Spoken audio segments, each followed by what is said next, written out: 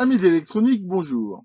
Ça fait plusieurs fois que, soit dans le groupe Facebook, soit dans les commentaires de certaines vidéos, certains d'entre vous posent des questions ou exposent des problèmes qu'ils ont sur des montages qu'ils ont faits. Souvent des problèmes soit de parasites, soit de microcontrôleurs qui mystérieusement se coupent ou enfin voilà, des problèmes un petit peu comme ça. Et je m'aperçois que souvent, c'est lié à une connaissance de certaines règles de base, hein. Et j'ai voulu rappeler dans cette vidéo quelques bonnes pratiques qui permettent souvent d'éviter ce genre de problème. Le problème se pose comment? Il arrive très souvent, quand on fait des montages électroniques, qu'ils puissent se décomposer en plusieurs sous-ensembles. Alors, généralement, il y en a au moins deux. Il y a l'alimentation, qui peut être de n'importe quel style, hein. Ça peut être des piles, des transfos, tout ce qu'on veut. Ensuite, il peut y avoir, selon les cas, une partie analogique, alors ça peut être entrée ou sortie, hein, mais je veux dire, avec des amplificateurs opérationnels, des amplificateurs de signaux, enfin tout ce qu'on veut, hein, qui peuvent éventuellement même aussi traiter des signaux avec des impédances assez élevées et des niveaux assez faibles. De plus en plus, une partie logique, alors qui peut être des circuits logiques discrets, mais enfin bon, souvent c'est des microcontrôleurs, par exemple une carte Arduino ou des choses comme ça. Et aussi, parfois, des sorties de puissance. Ça peut être des PWM, par exemple, pour commander des LED, ça peut être pour commander des moteurs, des relais, pourquoi pas un ampli de puissance EBF, enfin, des choses comme ça. Et donc, ces différents éléments, hein, qu'ils soient sur le même PCB ou qu'ils soient séparés, bah, il faut les alimenter. Et c'est vrai que des fois, bah, si on ne fait pas gaffe, on va se dire, bah voilà, hop, je vais câbler ça comme ça, hop. Et puis, pour l'alimentation positive, on va faire pareil. Tac, tac. Bon, bien sûr, le stylo marche pas bien.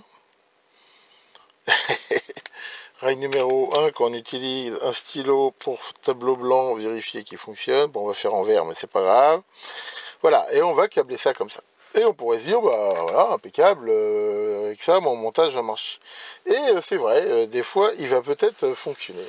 Mais maintenant, dans la réalité des choses, ça c'est un schéma, c'est sur le papier. Dans la réalité, si on remplace ces bouts de fil par ce qu'ils sont en réalité, il va falloir écrire le schéma de façon un petit peu différente. En gros, il va falloir au moins, on va dire, l'écrire comme ça. Bon, il y a même des condensateurs un petit peu, mais enfin bon, on va déjà simplifier, on va pas trop compliquer.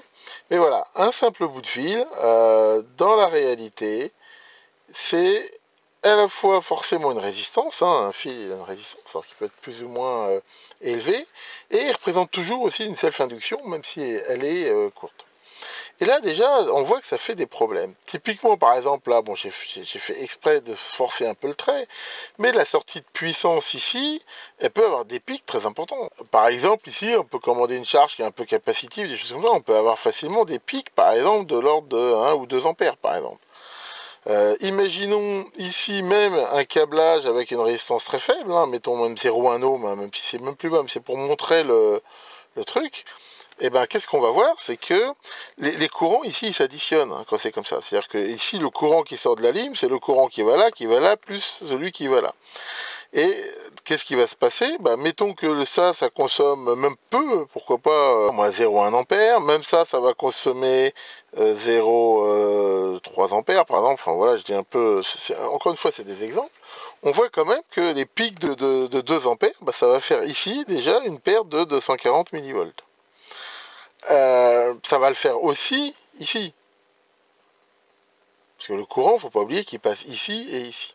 Et à la fin, on voit déjà qu'il va y avoir ici sur les entrées analogiques déjà des variations de tension qui vont être de 0,24 x 2, je veux dire quasiment 0,5 volts.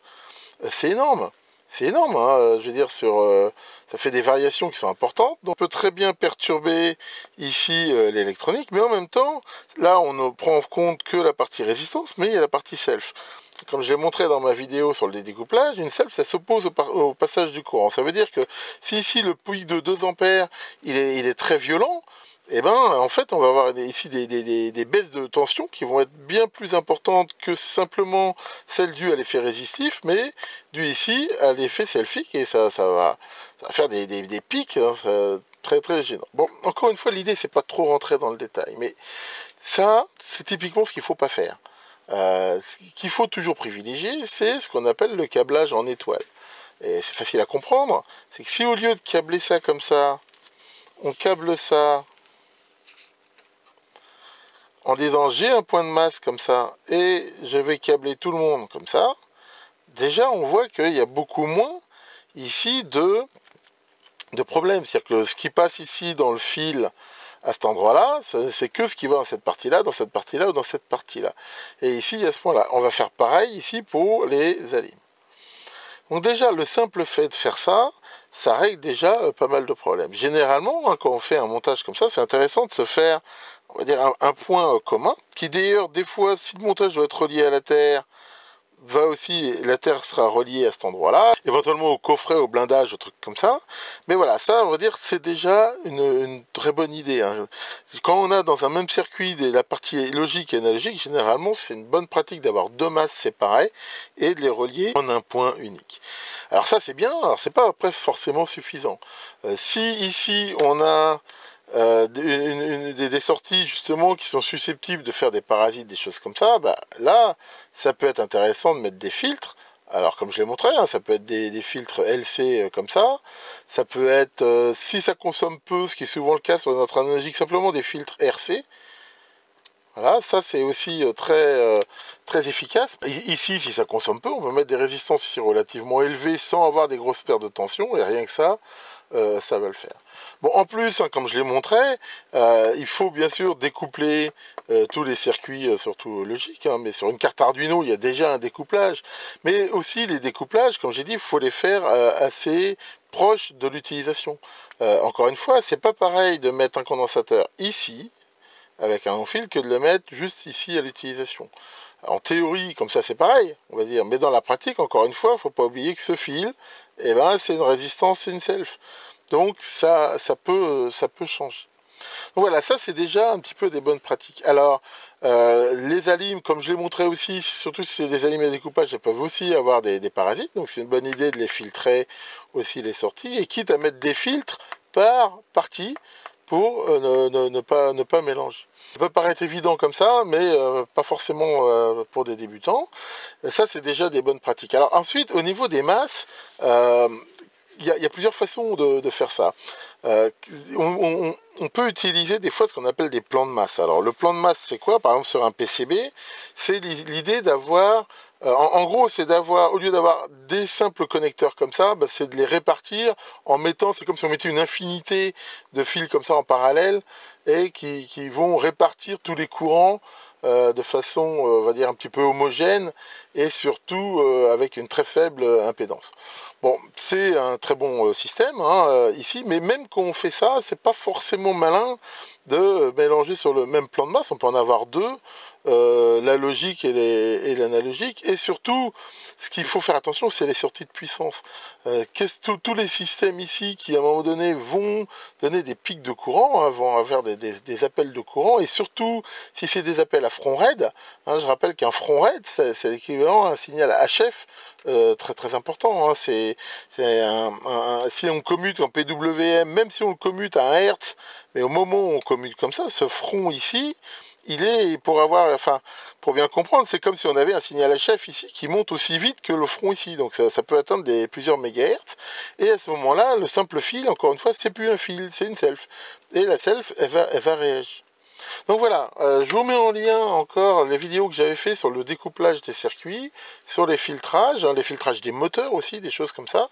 Mais voilà, il faut combiner tout ça pour que ça fonctionne. Bien, allez, je vais m'arrêter là parce que je vais pas faire une vidéo trop longue. Le but, hein, de toute façon, c'était pas de faire le tour du sujet. Hein. C'est un sujet qui est très très complexe, hein, les masses, les plans de masse, les parasites EMI et tout ça. Et des fois, ça peut être des vrais casse-têtes à résoudre. Maintenant, ce qui est sûr, c'est que voilà, je voulais montrer quand même ces règles de base. Généralement, quand on les respecte, on évite quand même pas mal de problèmes. Hein. Alors c'est sûr qu'il y en a qui diront, oh, enfin moi, je n'ai jamais respecté tout ça, je câble ça n'importe comment et ça marche. Bah oui, hein. J'ai vu des fois des systèmes faits n'importe comment qui marchaient très bien et des faits avec toutes les règles de l'art qui merdaient complètement. C'est pas une science exacte. Maintenant, ce qui est sûr quand même, c'est que généralement, si on applique dès la conception quand même toutes ces règles-là, on évite quand même pas mal de problèmes. Et qu'est-ce qu'il y a, Maurice? Maurice, quoi, tu veux être à la Terre? Mais t'es déjà à la masse.